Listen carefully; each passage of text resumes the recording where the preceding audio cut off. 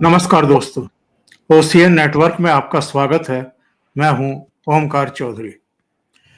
दो आदमी इस समय मुझे दुनिया में सबसे ज्यादा फ्रस्ट्रेटेड दिखाई दे रहे हैं। एक डोनाल्ड ट्रंप और दूसरे राहुल गांधी। डोनाल्ड ट्रंप कई बार ऐसे बयान देते हुए पकड़े गए हैं, झूठ बोलते हुए पकड़े गए हैं, जो एक्चुअल में घटनाएं हुई नहीं, पर्दे के पीछे भी नहीं हुई, ऑफ द रिकॉर्ड भी नहीं हुई, और उन्होंने कैमरों पर आकर के वो दावे कर दिए। और एकाधिक बार, बल्कि मैं कहूंगा 3-4 बार, हमारे विदेश मंत्रालय ने के अलग अलग स्तरों पर जो ऑफिशियल्स हैं, उन्होंने बाकायदा सीधे सीधे खंडन किया, खंडन करना पड़ा। अभी हाल में फिर से उन्होंने ऑन कैमरा ये दावा कर दिया कि प्रधानमंत्री नरेंद्र मोदी से जो उनकी टॉक्स हुई हैं, तो मोदी जी ने कहा है कि भारत बहुत जल्दी या तुरंत रूस से ईंधन खरीदना बंद कर देगा, तेल खरीदना बंद कर देगा।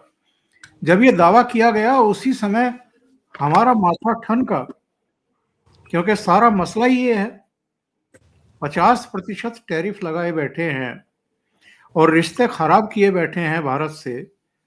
वॉशिंगटन बुला रहे थे, प्रधानमंत्री नहीं गए। इसके बाद जन्मदिन पर बधाई दी, फिर से अपना मित्र बताया, फिर उन्होंने शर्मल शेख बुलाने की कोशिश की, प्रधानमंत्री वहां भी नहीं गए, अपने विदेश राज्य मंत्री को भेज दिया। ऐसे में जबकि एक लाइन ले ली है मोदी जी ने, तब डोनाल्ड ट्रंप की इस तरह की बयानबाजी ये चौंकाती भी है, आश्चर्यचकित भी करती है, और अल्टीमेटली विदेश मंत्रालय ने उसका खंडन किया। एक तो हम जरा इस पर चर्चा करेंगे। दूसरे, ये तालिबान और पाकिस्तान के बीच जो एक मिनी युद्ध हम इस समय देख रहे हैं, आज भी ये घटना हुई है। बारूद से भरा हुआ एक व्हीकल पाकिस्तानी चौकी से टकरा दिया गया वजीरिस्तान के अलीपुर में, और उसमें जानकारी है कि 7 पाकिस्तानी सोल्जर्स जो हैं वो मारे गए। उधर जो डिफेंस मिनिस्टर हैं पाकिस्तान के, वो कह रहे हैं कि सब कुछ नई दिल्ली से गाइडेड है। तो मेरे साथ जुड़ रहे हैं आपके सुपरिचित जियोपॉलिटिकल मामलों के गहन ज्ञाता कर्नल अजय रैना सर। तो उन्हीं के साथ जुड़ करके जरा समझने की कोशिश करते हैं। अजय जी, बहुत स्वागत है। नमस्कार। नमस्कार ओमकार जी, बहुत बहुत धन्यवाद बुलाने के लिए। अजय जी, 2-3 खबरें एक साथ हैं। एक तो डोनाल्ड ट्रंप का रूस से जो भारत तेल खरीद रहा है उसको लेकर के दावा, जिसका बाद में हमारे विदेश मंत्रालय ने खंडन कर दिया। दूसरी खबर आ रही है यूक्रेन रूस युद्ध से संबंधित। आज ही ये खबर आई कि 2 घंटे पुतिन साहब से उनकी बातचीत हुई है, पहले भी हुई हैं, बल्कि अलास्का में भी हुई हैं। नतीजा क्या निकला? जानकारी मिल रही है कि हंगरी में शायद उनकी अगली मुलाकात होगी, और जेलेंस्की भी पहुंच रहे हैं। तो पहले तो जो उन्होंने बयान दिया मोदी जी के हवाले से, इस पर मैं चाहूंगा कि आप थोड़ा सा रोशनी डालें। ये क्या फ्रस्ट्रेशन है या क्या है कि बार बार आप इस तरह के झूठों को आगे बढ़ा रहे हैं जिनके कोई पैर नहीं हैं? और फिर ये जो रूस और यूक्रेन युद्ध को रोकने के लिए या दिखावा करने के लिए जो कुछ कवायद कर रहे हैं ट्रंप साहब, इस पर भी आपकी टिप्पणी चाहिए। जी ओमकार जी, ये आपने देखा होगा कि ट्रंप झूठ बोलते हैं और उसके 2 या 3 या एटलीस्ट 24 घंटे के बाद, या 24 में भी नहीं हुआ, 48 घंटे में हो रहा है लफली, उसके बाद हमारा विदेश मंत्रालय से वहाँ से खंडन होता है। और जो पहला झूठ बोला था कि हमने लड़ाई रुकवा दी, उसका तो पार्लियामेंट में कितने महीनों बाद हुआ। लेकिन इन उसके बयान देने में और खंडन होने के बीच में एक एंटिटी है जिसका नाम है राहुल गांधी। वो कूद पड़ते हैं और फिर वो फनी फनी सी बातें और ट्वीट और डर गए। तो मुझे तो अभी लग रहा है मोदी जी की और ट्रंप बहुत अच्छे दोस्त हैं, मित्र हैं बहुत अच्छे। वो जानबूझ के झूठ बोलते हैं, फिर ये बेवकूफ़ अपने पैर पे कुल्हाड़ी मारता है, उसके बाद भारत का खंडन करता है। तो ये भी बहुत बड़ी स्ट्रेटजी हो सकती है, मित्रता है ना उनकी। पर ये तो खैर मजाक की बात हो गई। देखिए, वो उन्होंने ये जो शब्द यूज़ किया था कि मोदी जी ने मुझे यकीन दिलाया है और इज़ टोल्ड मी कि मैं ऐसे-ऐसे करूँगा। तो ऐसे सुनने को ऐसे लगता है कि बड़ी इनकी आपस में टेलीफ़ोन कॉल हुई है और मोदी जी ने प्रॉमिस किया, मिले तो नहीं है काफ़ी देर से। तो वो एक जो पिक्चर पेंट करते हैं, आप माने ओमकार जी, आप उसमें यकीन ना करें, मैं उसमें यकीन ना करूँ, लेकिन दुनिया में ऐसे लोग हैं और भारतवर्ष में ऐसे लोग हैं, राहुल गांधी के पीछे और लंबी लाइन है जो इन चीज़ों को एक्सप्लॉइट करती है। आप इसको ये जोड़ के देखें कि ट्रंप ने ये भी कहा कि चाहूँ तो मैं मोदी जी का पॉलिटिकल कैरियर खत्म कर सकता हूँ, लेकिन मैं करूँगा नहीं क्योंकि वो अच्छे सज्जन हैं। ये भी घूम रहा है सोशल मीडिया पे। तो ये टिपिकल एक कहते हैं नेगोशिएशन जो स्किल होती है, टेबल के ऊपर बैठ के आप थोड़ा सा हार्ड स्टांस लेते हैं, फिर आप सॉफ्ट स्टांस लेते हो, फिर आप हार्ड हो जाते हो, फिर स्टांस होते हो, जब तक आपका एंड टू जहाँ का मीटिंग पॉइंट ना मिले। ये उसी का एक ज़्यादा, जिसको कहते हैं ना, एक ज़्यादा ऑब्वियस या ज़्यादा बढ़ा चढ़ाकर एग्जेजरेटेड मेथडोलॉजी है, क्योंकि मुंहफट प्रेसिडेंट है। इतना प्रेसिडेंट दुनिया में आज तक किसी अमेरिकन प्रेसिडेंट ने इतनी बयानबाजी नहीं की है। तो उस संदर्भ में देखोगे तो बेसिकली वो यही कर रहा है, जैसे मोदी जी को एक बात बोलता है फिर झूठ बोलता है। आई थिंक वो कंपल्सिव लायर है, उसको झूठ बोलने की आदत है। और जितना वो झूठ बोल रहा है और उसके जितना आगे से, एक टाइम था भारत चुपचाप सह लेता था कई बातों के, आजकल आगे यहाँ से रिबटल पार्लियामेंट के फ्लोर से भी जा रहा है और विदेश मंत्रालय की ब्रीफिंग में जिसमें फॉरेन प्रेस भी आती है। एट द सेम टाइम लोगों ने ट्रंप से अब यही उम्मीद रखी हुई है, लोग डिस्टर्ब नहीं होते, सिर्फ ये हमारे थोड़े कूदने लगते हैं बीच में और इनके कूदने से फर्क नहीं पड़ता। बट ओवरऑल ये दिखा रहा है कि ट्रंप जो जितने हथकंडे अपना चुका उसमें से कुछ भी काम नहीं किया। जब आपके कोई भी चीज़ काम कर रही हो ओमकार जी, तो आप उस चीज़ को बड़े सहजता से, प्यार से उसको आगे बढ़ाते हो कि चलो यार बाकी काम नहीं चल रहे, ये चैनल चल रही है तो चलो मैं चुपचाप इसमें चलता हूँ, किसी नतीजे पे पहुंचता हूँ। बिकॉज आपने ये देखा होगा 2-3 दिन से बड़ा उसमें प्रेस में ये भी आ रहा है कि भारत शायद अमेरिका से डील करने लगा है, एग्रीकल्चर में थोड़ा समझौता करने लगा है। वो सब कहानियां शुरू हो गई थी जैसे उसने तेल वाला बयान दिया कि भारत ने कहा मैं रशिया से तेल नहीं खरीदूंगा। और ये आप जैसे मैंने आपके शो में पहले भी बात की कि बड़ा देश जब दूसरे देश से टैकल करता है तो बड़े सारे plan A B C D बना के रखता है। एक चला नहीं तो दूसरा चला, नहीं तो तीसरा चला, नहीं तो चौथा चला। वो अब उनकी बदकिस्मती है कि यहाँ एक लीडरशिप हमारी यहाँ बैठी हुई है जो अपने देश का हित सबसे आगे रख के बैठी हुई है, अनलाइक अमेरिका जिसके बेटे ने, ट्रंप ने कहा कि हमने $1 बिलियन क्रिप्टो से कमा लिया रिसेंटली। ये भी उसका बेटे का स्टेटमेंट है। तो ये दो एक ऐसे लोगों के बीच का एक मैं ये तो नहीं कहूँगा युद्ध है, बट एक ऐसा ऐसा एक बीच में कंटेस्ट है जिसमें एक राष्ट्रवादी है, बड़ी इकोनॉमी जो 6.5 से ग्रो कर रही है, और दूसरी एक घटती हुई सुपर पावर है जिसके घर के अंदर भी बहुत प्रॉब्लम है, बाहर भी बहुत प्रॉब्लम है, और जिसको लगता था कि वो किसी को भी बुली कर सकता है। और ना चाइना बुली हुआ, ना रशिया बुली हुआ, ना भारत बुली हुआ, बाकी तो जितने भी हैं। तो ये जब तक उसके plan A B C D खत्म नहीं होंगे, ये कुछ ना कुछ करता रहेगा। और उसके जो गुर्गे यहाँ हमारे भारत में पलते हैं उन डॉलर्स पे, वो उसका अपनी जनता को गुमराह करने का बात करते रहेंगे। आज हमारे गांव में आप आइए, वो काफ़ी कांग्रेस के चहेते लोग वहाँ रहते हैं, तो वो तो सिर्फ ट्रंप के बयान की बात कर रहे हैं, वो तो विदेश मंत्रालय की बात ही नहीं करते। तो ये एक तरीका देखने का। और दूसरा जो सवाल आपने जो कहा था कि ये जो ट्रंप की ये जो रशियन प्रेसिडेंट पुतिन से बात हुई, तो उसमें भी देखिए ऑयल का कोई जिक्र नहीं हुआ। अगर ऐसा हुआ होता तो पुतिन और ट्रंप उसमें पक्का मेंशन करता है कि हाँ, पुतिन साहब ने भी कंफर्म कर दिया, आजा पुतिन साहब को मैंने बोला कि ठीक है भारत को, ऐसा कुछ नहीं है।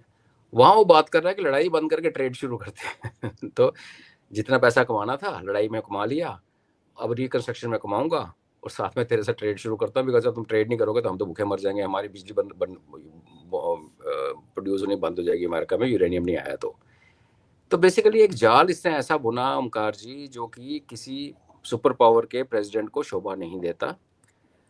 बदकिस्मती इसकी ये रही है कि जिस ये जाल बुन रहा था तो और नई नई पावर सामने खड़ी होके खड़ी है। अभी चाइना को आप इग्नोर नहीं कर सकते, भारत को आप फिर भी 8-10 साल बाद कॉम्पिटिटर मानोगे, आज नहीं मानोगे। आज आप बोलोगे हाँ एक उभरती पावर है, चाइना को तो आप इग्नोर नहीं कर सकते, तो एलिफेंट इन द रूम है।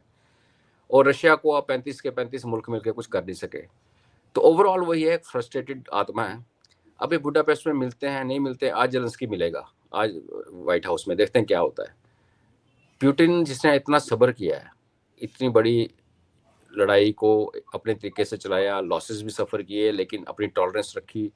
एक वो लिमिट, जितना ट्रंप आज फ्रस्ट्रेटेड है, अगर पुतिन इतना इससे आधा भी फ्रस्ट्रेटेड होता तो आज यूक्रेन नक्शे से मिट गया होता। उसके बदले में चाहे रशिया को भी नुकसान होता, न्यूक्लियर वॉर हो जाता, बट पुतिन ने मैच्योरिटी दिखाई है। और चाहे वो गाजा का पीस प्लान हो, चाहे अफगानिस्तान और पाकिस्तान का एक सीज फायर चल रहा है, अभी 12 घंटे बचे हैं, और या फिर ये जो बातें कर रहा है कि एक यूक्रेन में ये करेंगे वो, मुझे इससे किसी की बात पे ना तो भरोसा है और ना मुझे लगता है कि इनमें से कोई भी डील जो है वो चल पाएगी। पुतिन अब उस मुकाम पे पहुंच चुका है ओमकार जी, कि वो यूक्रेन में अपनी टर्म्स डिक्टेट कर सकता है। लॉस कंज्यूम या लॉस बर्दाश्त करने की जो पावर है वो नेटो में अभी बची नहीं, यूक्रेन में तो बिल्कुल नहीं बची। जो हम मजाक में कहते हैं कि जब तक लास्ट यूक्रेनियन मारा नहीं जाएगा युद्ध चलता रहेगा, वो टाइप हालात हो गए हैं। तो अभी पुतिन देख रहा है कि आपने उससे हाथ से सीरिया निकल गया तो कहीं अफगानिस्तान ना निकल जाए, कहीं ईरान ना निकल जाए। ये जो भारत, चाइना, रशिया और ईरान का एक जो है बनने का एक पावर का एक्सिस, वो ना कहीं पे उसको हो, तो वो भी पुतिन ग्लोबल अफेयर्स में दोबारा आ चुके हैं। पिछले 2-3 साल से वो बिजी थे अपने उसमें। तो ये जितना मर्जी फ़ोन कॉल कर ले, 2 घंटे कॉल कर ले, लास्ट का मैं 3 घंटे की मीटिंग की थी तो क्या हो गया। तो ये कि आपका कोई सिक्का काम नहीं कर रहा, दूसरा सिक्का फेंको, तीसरा सिक्का फेंको, ये ट्रंप यही कर रहा है। मुझे इसमें से कुछ भी निकलता हुआ नज़र नहीं आता। अगर यूक्रेन की डील हो भी जाती है तो वो भी आप मान के चलिए ऐसे फ्रेजाइल सी होगी, जिसके अंदर कोई इंसर्जेंसी से स्टार्ट हो जाएगी, उसके अंदर मारदार शुरू हो जाएगी और Ukraine will go to hell. तो ये मैं देखता हूँ इन दोनों इश्यूज को जो आपने पहले उठाए। जी बिल्कुल सही बात आपने कही है। वैसे 2 खबरें और भी हैं अमेरिका से, अगर आप उन पर टिप्पणी करना चाहें। एक खबर ये आ रही है कि वॉशिंगटन में वर्जीनिया की तरफ से शायद एक जो प्रवेश द्वार है, सड़क जो आ रही है वॉशिंगटन, इनके व्हाइट हाउस से 4-4.5 किलोमीटर की दूरी पर ये अपने नाम पर एक बड़ा दरवाजा बनवाने जा रहे हैं डोनाल्ड ट्रंप।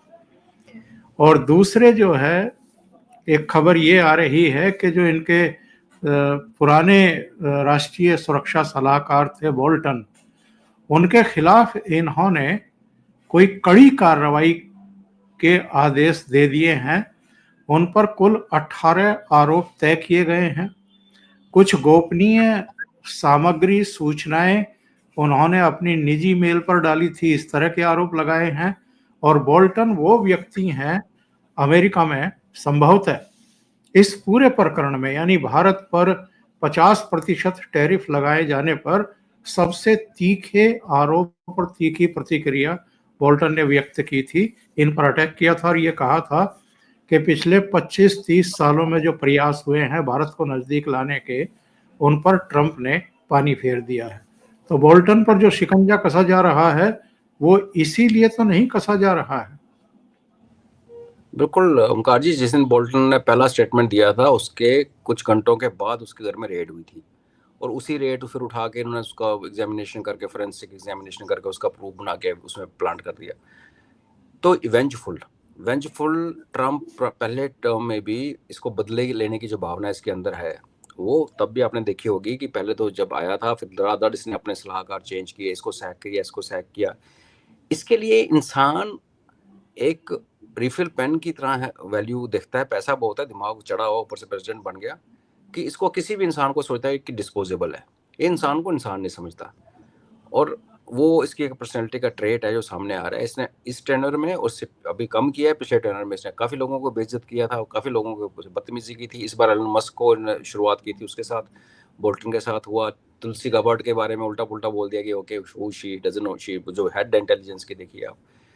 तो ये तो इसका पर्सनैलिटी ट्रेट है, इसका कुछ नहीं। दूसरी बात रही गेट बनाने का, इसका बात चलो तो ये गेटवे ऑफ इंडिया में भी अपना शक्ल फोटो लगवाने की कोशिश करे, बोले मैंने ब्रिटिश और जापानीज के बीच में बर्मा में लड़ाई रुकवाई थी जब मैं पैदा नहीं हुआ था। तो ये इसको आदत है ये शोमैनशिप की। और वो अभी देखो वो जो अर्मीनिया का कॉरिडोर का नाम बोल रहा है ट्रम्प कॉरिडोर, है ना। तो ये इसकी आदत है, और इस आदत को पाकिस्तानियों ने बड़ा अच्छा यूज किया है। और आप देख लीजिए उनका प्राइम मिनिस्टर क्या करता है, उनका चीफ ऑफ आर्मी स्टाफ क्या, वो डिब्बा लेके एक पंसारी की तरह घूम रहा था। हम नहीं वो कर सकते, तो हम इस पे हंस सकते हैं, जैसे आप हंसे, मुझे अच्छा लगा।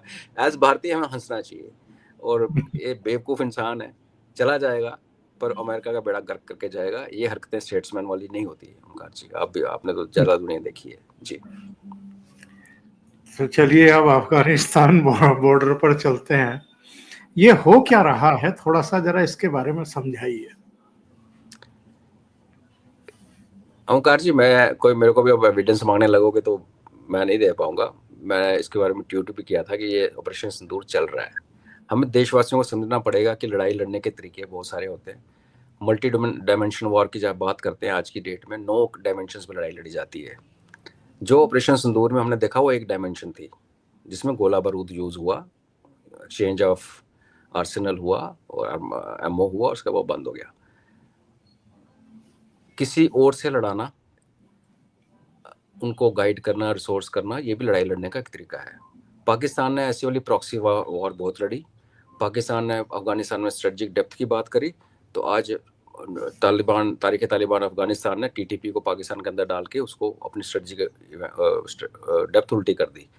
पाकिस्तान हमें ताने मारता था टू फ्रंट वॉर चाइना और पाकिस्तान के साथ। आज ये हालत है कि पाकिस्तान के अंदर 3 पॉइंट वॉर चल रही है, एक अफगानिस्तान के साथ हमारा चल ही रहा है, और बलूचिस्तान और केपीके और पीओजेके के अंदर जो हो रहा है इनफैक्ट 3 से 3.5 हो चुकी है। एक तरीका तो कहने का ये, देखने का ये है कि इसको हम कह सकते हैं अपने सनातनी तरीके से कर्मा कैच कर रहा है, वो एक सिंप्लीफाइड तरीका है। लेकिन एक अंग्रेजी कहावत भी वही है कि God helps those who help themselves. जो अपनी मदद खुद करते हैं ईश्वर उनके साथ आता है। तो हम भी शायद अपनी मदद कर रहे हैं, बिकॉज एविडेंस अगर पूछेंगे तो पाकिस्तान मीडिया तो खुले बोल रहे हैं कि इस टाइम अफगानिस्तान में जो मिसाइल का 400 किलोमीटर का टेस्ट हुआ है आज, और जो ड्रोन अटैक हुआ है पेशावर में, और जो बाकी ट्रेनिंग और सर्विलेंस और इंटेलिजेंस वो भारत दे रहा है अफगानिस्तान को। जैसे मैंने कहा मेरे पास सबूत नहीं है, पर एज ए भारतीय मुझे गर्व हो रहा है कि अगर हम ऐसा कर रहे हैं, ये हमें बहुत पहले कर देना चाहिए था। और पाकिस्तानी रेगुलर आर्मी जब टैंक आया अफगानिस्तान का फ्रेंडशिप गेट के अंदर तोड़ के और वहाँ पे बंदे भाग गए, तो ये जो अपने लोगों को गुमराह करते हैं ना, जिसका हम नैरेटिव में इनका जवाब नहीं दे पाए, अनफॉर्चुनेटली हम ऑपरेशन सिंदूर की नरेशन की वॉर हार गए। उसको आप देखो अफगानों ने कितना प्यार से उसकी पतलून ने टांग के और उनका गेट की वीडियो डाल के क्या क्या करके दिखाया। तो आई थिंक हमारे जैसे देश को भी एक सबक सीखने की ज़रूरत है कि जब हमारे ऐसे बेवकूफ़ लोग हैं जो 6060 भारत के अंदर भी चलाने शुरू हो गए, हमने उस नैरेटिव को बनने दिया, तो शायद अगला कभी मौका मिलता है और मिसाइल जब चलेगा तो कहीं ना कहीं हमें भी जैसे वाले ऑप्टिक्स, कोई उनकी पोस्ट के ऊपर टैंक चढ़ाना, ये अच्छे होते हैं। हमारे जो सब कॉन्टिनेंट में ऐसी चीज़ों की बहुत वैल्यू बन जाती है। बाकी आप बोलते रहो 11 मारे हमने, 11 एयरफील्ड तोड़ दिए, तो वो मतलब ठीक है पीपल से, अभी तो बहुत लेट हो गया। लेकिन अगर आप उसकी जड़ में जाते हैं तो बड़ा क्लियर सा दिख रहा है कि अफगानिस्तान जो है वो बैटल ग्राउंड है इस टाइम। ग्रेट गेम 3 का पार्ट है। ग्रेट गेम 1 में क्या हुआ था कि ब्रिटिशर्स और रशियंस को आपस में जो खुंदक थी, जो भी चल रहा था कंपटीशन, उसके बीच में अफगानिस्तान को बफर स्टेट क्रिएट करके 1905 में उन्होंने बोला ग्रेट गेम खत्म। लेकिन हम सब जानते हैं कि जो भारत और पाकिस्तान का टुकड़े हुए, पार्टीशन कर की गई, ये ग्रेट गेम 2 थी, जो ब्रिटिशर्स ने अगेन ग्रेट गेम 3 खोलने लड़ने के लिए, फ्यूचर के लिए पाकिस्तान को क्रिएट किया। और आज जो ग्रेट गेम 3 आ रही है, जिसमें ब्रिटिशर्स की जगह अमेरिकन आ गए, बिकॉज वर्ल्ड वॉर 2 खत्म होते होते अमेरिका ने ब्रिटिश को $3 बिलियन का लोन दे रखा था, ब्रिटिश उनके पैरों में गिरा हुआ था। तो अमेरिकन वर्ल्ड वॉर 2 के बीच में वेस्ट को रिप्रेजेंट करने आ गया। तो ये उन्होंने उस टाइम का ये उनका था कि एक ऐसा यहाँ पे पैड रखा जाए, ऐसा देश बनाया जाए जो वीक हो, जिसकी लीडरशिप को मैनिपुलेट कर सके, और जब चाहें वो रशिया के साथ नॉर्थ में, पाकिस्तान के नॉर्थ में एक युद्ध जैसी स्थिति पैदा कर सके। और वो लोगों ने 1979 में अफगान जिहाद करके किया और उसका उन्होंने फ़ायदा उठाया। जो भी रशिया का टुकड़े, यूएसएसआर के टुकड़े हुए और जो भी उनकी बेइज्जती हुई, ह्यूमिलेशन हुई। दूसरा काम जो पाकिस्तान क्रिएट किया गया था उसी भी वर्ल्ड ग्रेट गेम 2 के हिस्से में, उसका ये था कि रीच आउट करना इस्लामिक वर्ल्ड में। इस्लामिक वर्ल्ड में रीच आउट करने के लिए पाकिस्तान को उन्होंने एक पिंप की तरह यूज़ करना था, एक दलाल की तरह। और अगर आप देखें तो पाकिस्तान को उन्होंने अरब वर्ल्ड में तो यूज़ किया कि पाकिस्तान के थ्रू ही अमेरिका और चाइना की दोस्ती हुई 1972 में, जब किसिंगर यहाँ आया। तो पाकिस्तान एक यूज एंड थ्रो, मैं उस वर्ड को, आपकी बड़ी फैमिली चैनल है, मैं वो वर्ड यूज़ नहीं करना चाहता, जिसको आप यूज़ करके फेंक देते हो, तो उसको अमेरिका और वेस्ट ने शुरू से देखा। उसी की एक मैनिफेस्टेशन अभी हम सामने होते हुए देख रहे हैं। हम सब ये मानते थे कि जब ईरान के साथ जो भी इनका नुरा कुश्ती हुई अमेरिकन की, और बलूचिस्तान में इतना अनरेस्ट चल रहा है, तो एक समझदार अमेरिकन को क्या करना चाहिए था, बलूचिस्तान को सेमी इंडिपेंडेंट जैसे फाटा था अफगान पाकिस्तान में, जो कहने को पाकिस्तानी टेरिटरी थी, वहाँ पाकिस्तानी कानून नहीं चलते थे, सरकार नहीं जाती थी, मिलिट्री नहीं जाती थी, उसी टाइप का अगर बलूचिस्तान के साथ कॉन्ट्रैक्ट करके अमेरिका इनके साथ कहता कि ओके तुम्हारी मिनरल्स हैं, तुम्हारा सोना है, तुम्हारी गैस है, मैं खरीदूंगा। आज पाकिस्तान तुमसे लेता है, तुम्हें पैसे नहीं देता, मैं तुम्हें पैसे दूंगा और कुछ रॉयल्टी इस्लामाबाद में जनरलों के मुंह में डाल दूंगा। तो बलूचिस्तान से अगर अमेरिका कंप्रोमाइज़ कर लेता तो उसका फ़ायदा ये होता कि जो अमेरिका का इंटरेस्ट है पाकिस्तान में, आज इंटरेस्ट क्या है कि उसको ईरान के ऊपर उनको उंगली करनी है, उसको अफगानिस्तान में चाइना और रशिया के साथ एक ग्रेट गेम 3.0 लड़नी है, वो सारे के सारे उसके मसले सिर्फ बलूचिस्तान के साथ कंप्रोमाइज़ करके और ऊपर पश्तूनों के साथ ट्रेड कर, लेकिन उन्होंने उसके बदले में पाकिस्तान को चुना ओवरऑल मुनीर के साथ। क्यों? बाहर से देखोगे तो मुनीर आपको लगता है कि सबसे पावरफुल बंदा है, आज हालांकि वो छुपा हुआ है, 2 दिन से नजर नहीं आ रहा, ही इज नॉट विजिबल, लेकिन किसी भी रैशनल माइंड को लगता है कि पाकिस्तान के ऊपर कंट्रोल फौज का फील्ड मार्शल है, जो कि लड़ाई हारने के बाद फील्ड मार्शल बना, तो उसका है उसका ग्रिप। तो ऐसे वाले जो हालत, जो अभी जो हालात चल रहे हैं, इसमें अगर आपने अमेरिका ने चाइना और रशिया को कंटेस्ट करना है अफगानिस्तान के अंदर, तो उसको बगराम का जो गाना शुरू किया, बेसिकली वो अपने पोस्टरिंग कर रहा था। अनफॉर्चुनेटली क्या हुआ कि जब वो होना था उसके साथ ही टीएलपी खड़ी होगी, उन्होंने अपना ड्रामा शुरू कर दिया, बीएलए पहले चल रहा था, पीओजेके का हालात, तो एक कहते हैं ट्रबल्ड वाटर में अमेरिका अपने आप को देख रहा है। वो तो रही अमेरिकन की प्रॉब्लम, उनकी आदत है गलत जगह गलत टाइम पे पहुंचना, मार खा के निकलना। जहाँ तक पाकिस्तान और अफगानिस्तान का मसला है, तो आज से कुछ सालों तक पाकिस्तान आर्मी की पूरी जो लॉयल्टी थी अमेरिकन की तरफ होती थी, और उनका प्यार पूरा देवबंदियों की तरफ होता था, पश्तूनों की तरफ, क्योंकि उनके थ्रू ही उन्होंने जिहाद लड़ा, उनके थ्रू ही तालिबान खड़ी की, उनके थ्रू ही उन्होंने कश्मीर में गन मचाना शुरू किया। जो बरेलवी वाले टीएलपी वाले हैं, उनके साथ पाकिस्तान आर्मी का रिसेंट पास्ट बाजवा के आने, जनरल बाजवा के आने से पहले कुछ ज़्यादा प्यार मोहब्बत नहीं थी। जनरल बाजवा पहला चीफ था जिसने जाके उनके साथ एजिटेशन के बाद दोस्ती की। आज उसका अंजाम ये हुआ कि पाकिस्तान आर्मी के अंदर कुछ जनरल्स हैं वो टीएलपी की तरफ चल पड़े हैं, जो बाजवा के समर्थक थे, और कुछ जो आज वाले हैं वो देवबंदी की तरफ चल पड़े।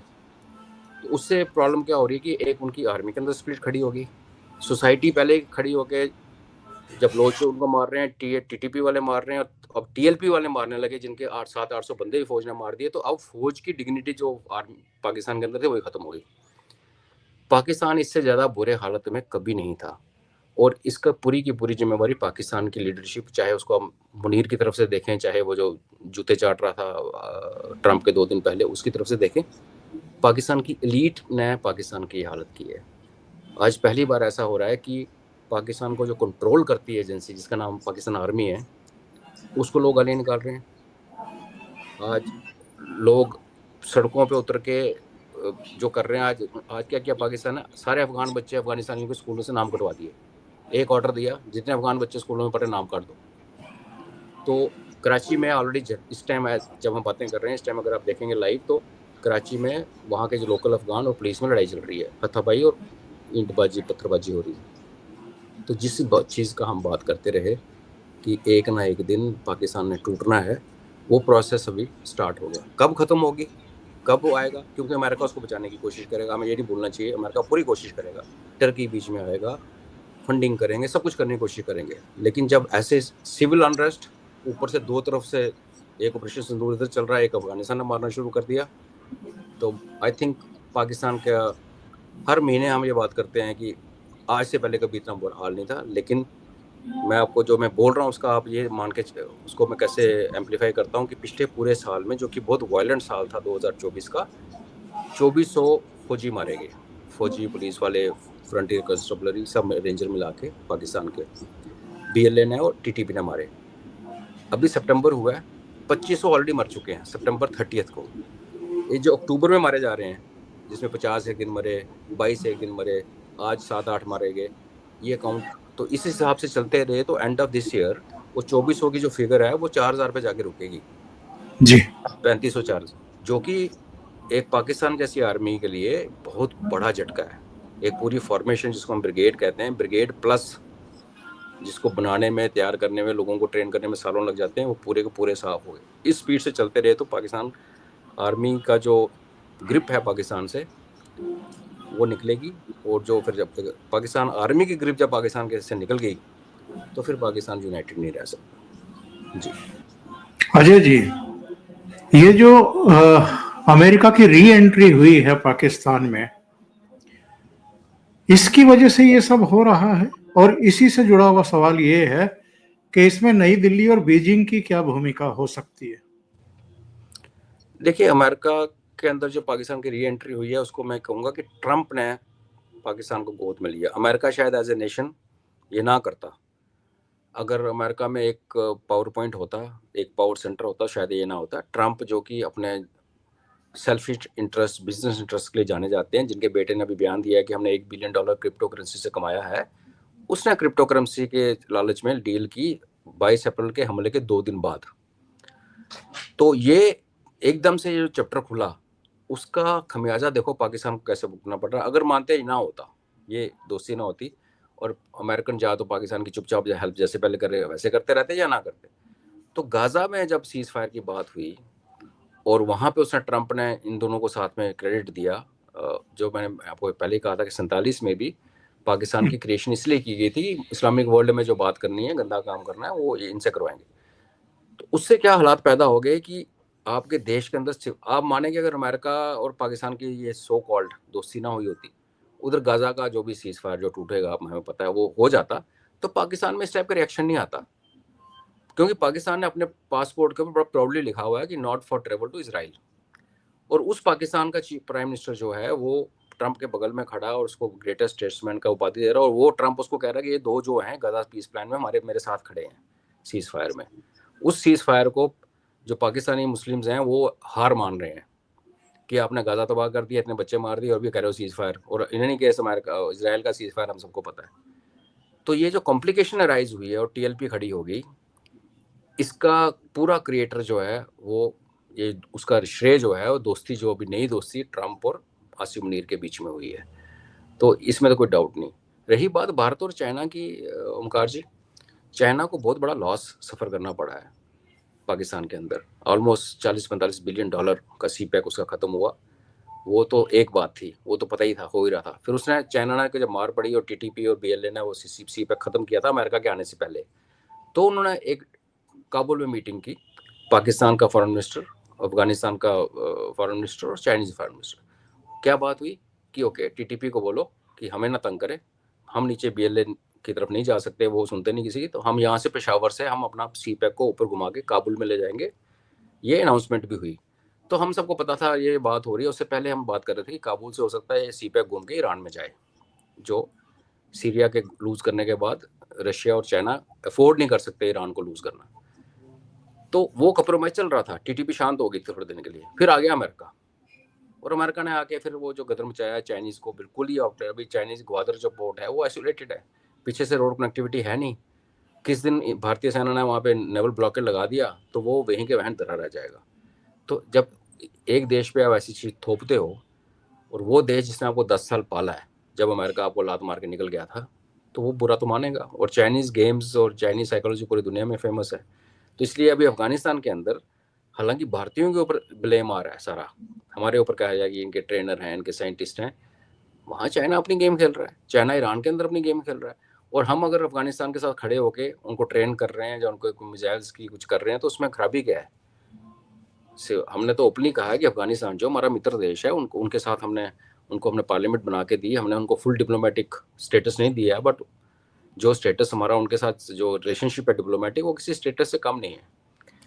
और ये हमारा बैकयार्ड है, चाइना का बैकयार्ड है, रशिया का बैकयार्ड है। और अगर हम तीनों एक टेबल पे आने की बात कर रहे हैं तो जाहिर है कि फिर हम अफगानिस्तान को जलते हुए नहीं देख सकते, क्योंकि अगर हम उनको सपोर्ट ना करें तो ये पाकिस्तान खुद तो इनकी हिम्मत नहीं है। वो तो आपने देख लिया कैसे फ्रेंडशिप गेट तोड़ के टैंक अंदर आए और कैसे इनकी पतलूनें डिस्प्ले पे हैं। पाकिस्तान सीधा तो नहीं लड़ेगा, लेकिन पाकिस्तान तजिकिस्तान के गरीब जनता, ISKP ISIS को गोल गोल करके अफगानिस्तान के लिए प्रॉब्लम क्रिएट कर सकता है, जो अभी भी करेगा मुझे लगता है। तो बड़ी बार मैंने इस पॉडकास्ट में पिछले 1 साल में बोला कि जिस दिन अफगानिस्तान वीक हो जाएगा तो उसका जो आग लगेगी उसका सेक हमें भी फील होगा। इसलिए हमारे इंटरेस्ट में है कि हम अफगानिस्तान को सपोर्ट करें, चाइना के इंटरेस्ट में है कि वो अफगानिस्तान को सपोर्ट करे, रशिया को इंटरेस्ट में है कि दोबारा यूएसएसआर की तरह मार ना खाए। तो अगर ये हमारे इंटरेस्ट हैं ओमकार जी, तो फिर हमें कई चीज़ें नहीं पता होंगी, बट ओवरऑल ये सहमति बनती है कि हम तीनों अपना अपना रोल अफगानिस्तान में प्ले कर रहे हैं। और इसको अगर और मैं थोड़ा निचोड़ के और बिना एविडेंस के बोलूँ तो यही है कि हमारा जो ऑपरेशन सिंदूर है वो कॉन्टिन्यूड है और उसने अपना रंग रूप बदला है, क्योंकि जो हेल्प हम अफगानिस्तान की कर सकते हैं, और चाइना भी कर रहा है, चाइना के जहाज लैंड कर रहे हैं अफगानिस्तान में, हमारे भी कर रहे हैं, रशियन भी कर रहे हैं पिछले 24 घंटे के अंदर, ये चीज़ छुपती नहीं है आजकल। तो हम अपना पार्ट अदा कर रहे हैं अपने जनहित को सामने रख के। जी, बहुत महत्वपूर्ण सूचनाएं आपने दी हैं अजय जी। मैं ये जानना चाहता हूं, जिस समय तालिबान सरकार के विदेश मंत्री दिल्ली में थे, उस समय ये सब वितंडा शुरू हुआ। ये संयोग है या इसके पीछे कोई रणनीति थी पाकिस्तान की, और अभी उसके रक्षा मंत्री का बयान कि सब कुछ दिल्ली से गाइड हो रहा है? उस लेवल पे संयोग से कुछ नहीं होता, ये सब बाय डिज़ाइन है। उन्होंने कोशिश की थी, दो रीज़न थे, एक तो अफगानिस्तानी फॉरेन मिनिस्टर यहाँ था, एक्टिंग फॉरेन मिनिस्टर, तो ये आपने देखा कि ट्रम्प आया, जब क्लिंटन आया, हर बार यहाँ पे कुछ न कुछ, जेडी वांस आया, पहलगाम हो, तो यहाँ हमेशा पाकिस्तान की नीति रही है कि वो हमें तंग करता है। बिल्कुल। फर्क ये पड़ गया कि इस बार तंग करने से पहले उसने ये सोचा होगा कि अब भारत की नीति ये है कि मेरे देश में अगर ब्लास्ट हुआ या टेररिस्ट एक्ट हुआ तो एक्ट ऑफ वॉर हो जाएगी, ऑपरेशन 2 चल रहा है और उनके सारे चीफ पहले बयानबाजी कर चुके हैं, तो हम मरने की नौबत है। तो उन्होंने एक सॉफ्ट टारगेट उठाया कि जो पार्टी भारत के साथ हाथ मिलाने आई है, अगर हम भारत को कुछ नहीं कर सकते तो उस पार्टी को तंग करें। वो एक है। दूसरा रीज़न ये है कि ये पाकिस्तान की हिस्ट्री इस चीज़ की गवाह है कि जब जब पाकिस्तान में ऐसे वाले हालात होते हैं कि जब इनको क्षेत्र, जिसको कहते हैं जूत परेड हो रही हो, तब ये हमेशा पड़ोसियों से, खास करके भारत से लड़ाई करता है। 47-48 को तो लग वो ब्रिटिश प्लॉय था, उसके अलावा 65-71 देखें, 99 देखें, तो हर बार ये था कि जा तो सरकार, और क्या सरकार क्या, बेसिकली पाकिस्तानी आर्मी को जब लग रहा था कि मेरे हाथ से सत्ता जा रही है, कंट्रोल जा रहा है, तो वो ये करतूतें करता रहा है। तो इन दोनों चीज़ों का अगर इकट्ठे देख के करके देखेंगे तो सिर्फ ये हुआ है कि इस बार उन्होंने भारत से पंगा नहीं लिया, उन्होंने हमारे पार्टनर से पंगा लिया, क्योंकि हमसे लड़ने की औकात है नहीं, और हमारा उसके बाद थप्पड़ कितने जोर का पड़ेगा वो उनको पता है। तो उन्होंने एक वीकर एंटिटी को पकड़ा, ये नहीं सोचा कि जो वीकर हैं इन्होंने दुनिया भर की सुपर पावर्स को धूल चिटा रखी है, इनसे पंगा नहीं लेना। क्योंकि जब अमेरिकन आए, जब उससे पहले अंग्रेज आए, उसके बीच में रशियंस आए, वो तीनों एंटिटीज अफगान के साथ अफगानिस्तान में लड़ी। पाकिस्तान की समस्या ये है कि जब वो अफगानों के साथ अफगानिस्तान में लड़ने जाएगा तो उसके देश के अंदर ही ऑलमोस्ट 1 करोड़ के ऊपर अफगानी है, तो आप किसको लड़ोगे? अपने वालों को निपटोगे पहले कि उधर लड़ने जाओगे? और उनकी जो टेरेन है, उनका जो एरिया है, उसमें आप लड़ने के काबिल ही नहीं हो, जिसके विजुअल हमने अपनी आंखों से देखे कि आप फ्रेंडशिप गेट पे उनका टैंक आ रहे हो, आपकी फौज वहां से भाग गई। इससे ज़्यादा बेइज्जती की बात आई थिंक यही है जो 93,000 का सरेंडर हुआ था 71। तो मुझे उसके मुकाबले का ये सरेंडर लग रहा है, वीकर फोर्स के सामने, एक 2 टैंक की फौज के सामने आगे फौज उठ के भाग गई।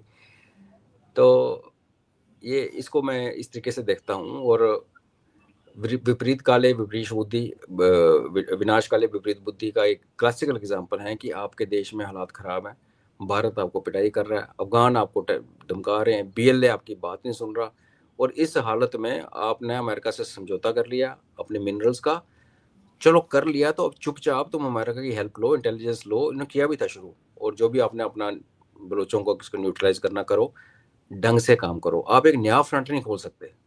आपने एक अफगानों के साथ फ्रंट खोल दिया क्योंकि उन्होंने आपके बंदे मारे, फिर आपने पार्लियामेंट में भाषण दिया, और अब आप ये कह रहे हो भारत भारत भारत, भारत बोलते रहो, क्या फ़र्क पड़ता है?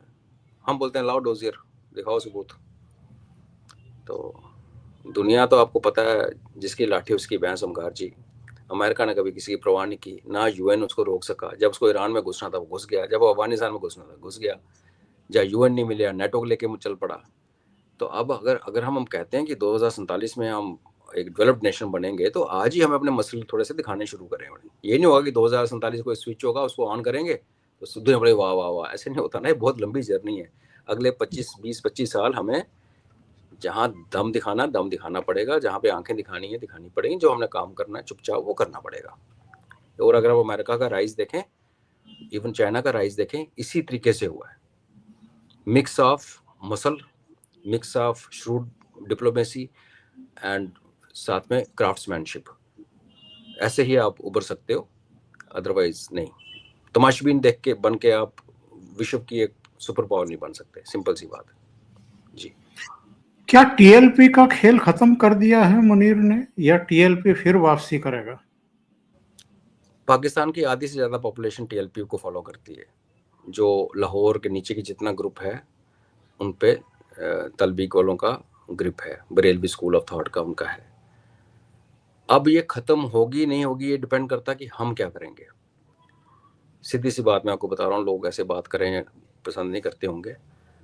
जब आपके अंदर एक फ्रिक्शन है या एक फिशर है, आपकी सोसाइटी टूट रही है, उसमें हमारे जैसा पड़ोसी क्या रोल प्ले करता है उस पर डिपेंड करता है।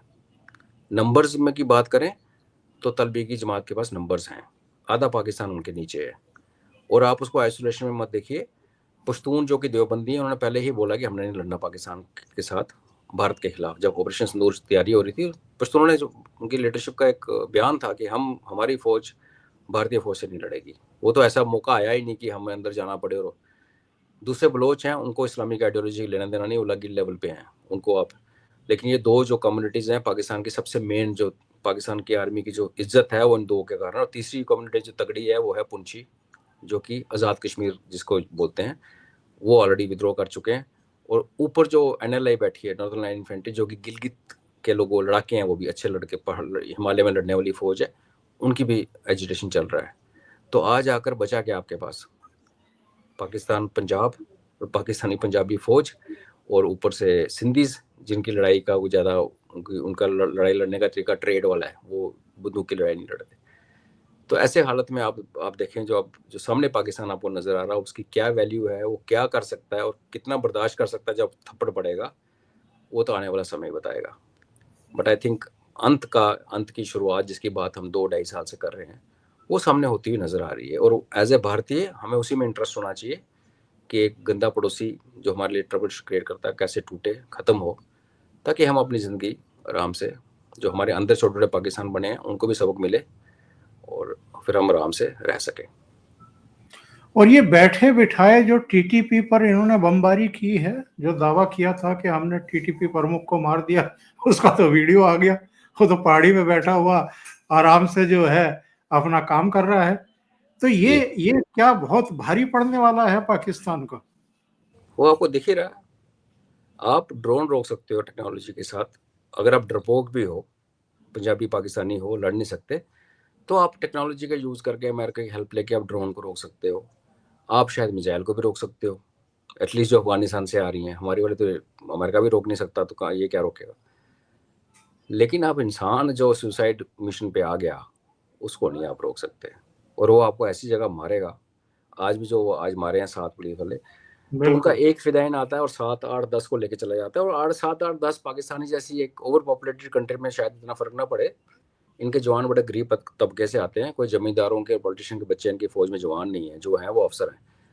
इसका साइकोलॉजिकल ऑपरेशन जो साइकोलॉजिकल जो पार्ट है, जब आप एक अकेडमी, एक कैंटोनमेंट, एक बेस को जब उड़ाते हो, जो बाहर वाले फौजी देख रहे हैं उनके जो मनोबल पे असर पड़ता है, उसको हम क्वांटिफाई नहीं कर सकते, उसको हम लिख नहीं सकते कि इतने % डाउन हो गया। बट एज ए फौजी, अब मेरी बात माने, आज भी मैं रिटायर्ड हूँ और किसी जवान का मैं वीडियो देखता हूँ उसको पुलिस वाले मार रहे हैं, चाहे बिहार में चाहे वेस्ट बंगाल में, तो खून खोलता है।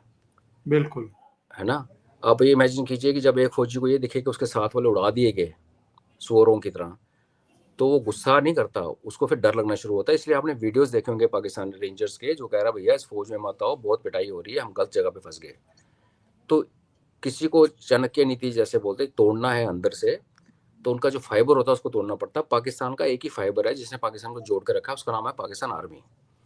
हमारे यहाँ पे सनातन है, हमारे कल्चर है, हमारी डाइवर्सिटी है, उसमें यूनिटी है, हमारा इतिहास है। हम ओमकार जी 10, 15, 20 हज़ार साल पुरानी सभ्यता है। हमारे पास 100 कील हैं जिसके हम चिपक के अपने साथ जुड़ सकते हैं। इनकी जो 70 साल की उम्र में आज पाकिस्तान टीवी पे डिबेट हो रही है कि हमने गजनी और उसके नाम पे, गोरी के नाम पे मिसाइलें रख ली और अफगान वो तुर्क थे वैसे, वो हमें मार रहे हैं। तो आज उनको एक नाम नहीं पता चल रहा कि किसके नाम पे अपनी मिसाइल का नाम चेंज करें।